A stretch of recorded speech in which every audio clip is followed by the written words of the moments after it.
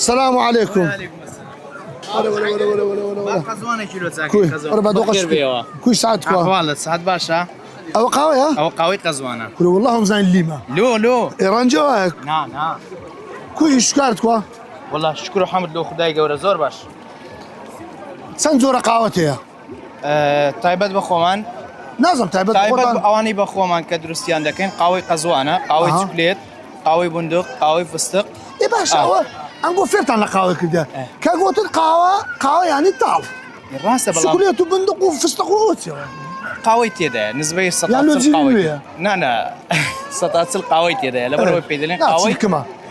استاقم داوب كم استاوي تسلم عازل او قوي قزوانه كرديه قزوانه شو عازل كان ام قزوان مزانيا هر تسبيع بي قال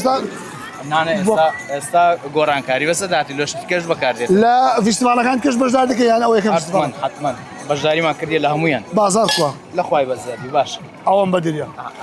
اون بدريا يعني كدري بنادري بعضنا كده لا خوي بزادي قهوه طال قهوه شوكولاتي قهوه قزوان بخوي قهوه طالع كان شيء قهوه تركي هي قهوه برازيلي كولومبي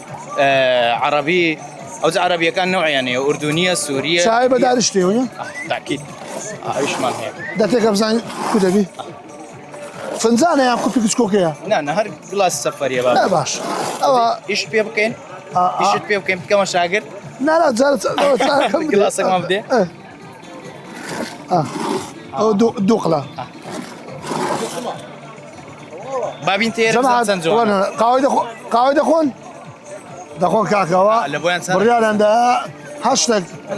بس باز بيبخون ان شاء الله خدمت لك كما اشتا سنزون هذا سيد بسم الله كم او ابراهيم او انا نعرف شيء اول شيء ابدا جلاس ايش كشم بدا وبدا مو برينش او ولو قهوه نابي داني اقدار بقهوه قداني يعني طلبياتهم يا قلت ما قزوان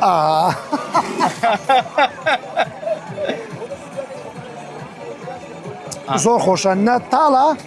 نشر نشوا اسعاز بيتن جماعه دور مخون كاك دياري كاميرامان باش دستخان خوش بي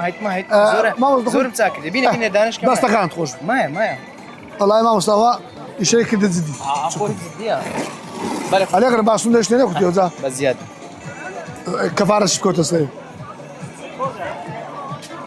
مش زمان الكود